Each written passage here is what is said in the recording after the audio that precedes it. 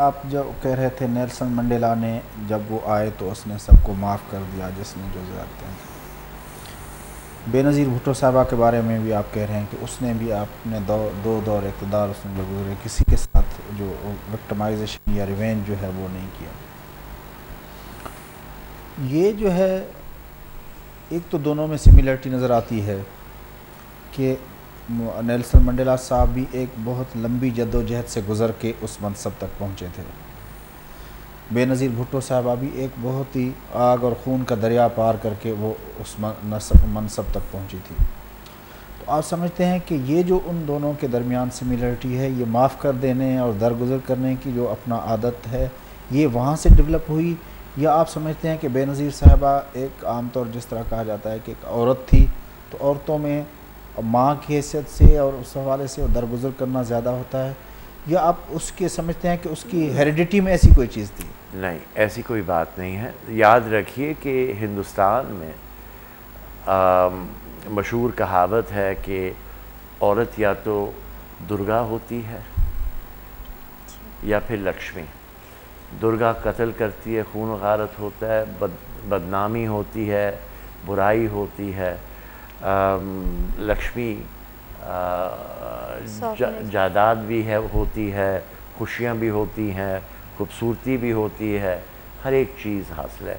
تو اس کہاوت کے مطابق میں سمجھتا ہوں کہ اگر کرنا چاہتی تو کیوں نہیں کر سکتی.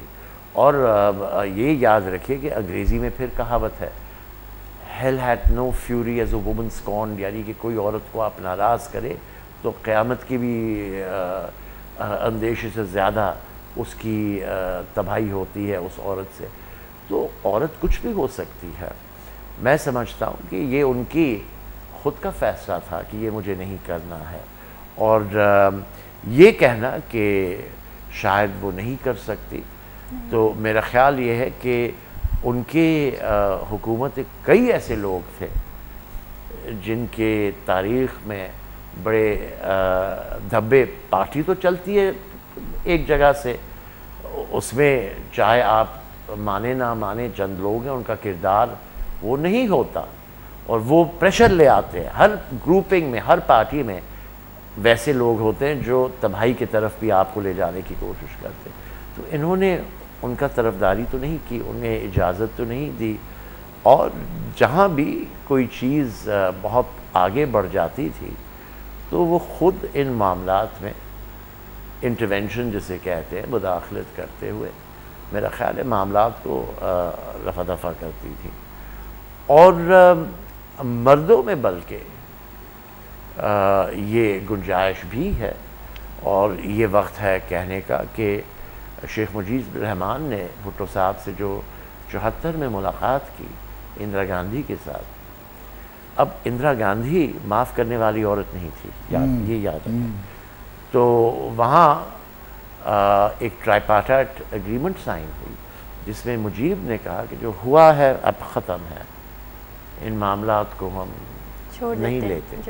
لیکن اب ان کی پارٹی، ان کی بیٹی اس وقت قیادت میں ہے، تو ان کی پارٹی ابھی بھی اس معاملے کو اٹھانا چاہتی ہے اور چھالنا چاہتی ہے. تو دیکھیے یہ دونوں آپ کے سوال کے جواب ہے کہ کیا انہیں ملا اپنے بڑوں سے یا ان کی کمزوری تھی. تو میں سمجھتا ہوں کہ کمزوری نہیں، میں کہتا ہوں کہ ایک خوبی ہے عورت کے اندر. ہاں، نہیں صرف نہیں، عورت تو کچھ بھی ہو سکتی ہے. صحیح بات ہے، صحیح بات ہے. اس کا بھی میں نے جواب دیا. جی، دونوں آپ کے سوالات کا میں نے.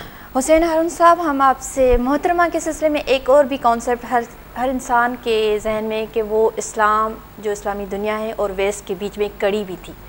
ہم آپ سے اس بات پہ بات کریں گے لیکن ایک وقفے بعد. ناظرین، محترمہ بے نظیر بھٹو جی 56 سالگرہ جو موقع تے اساں ہیر ویٹھا آیوں سائیں حسین ہارون صاحب جن ساں اساں واپس اچھوں پانی گفتگو کے شروع کرنا سی اتنا کھائیں جتے چھڑیوں تھا ونیوں تھا بریک تے. ڈھونڈا گے اگر ملکوں ملکوں ملنے کے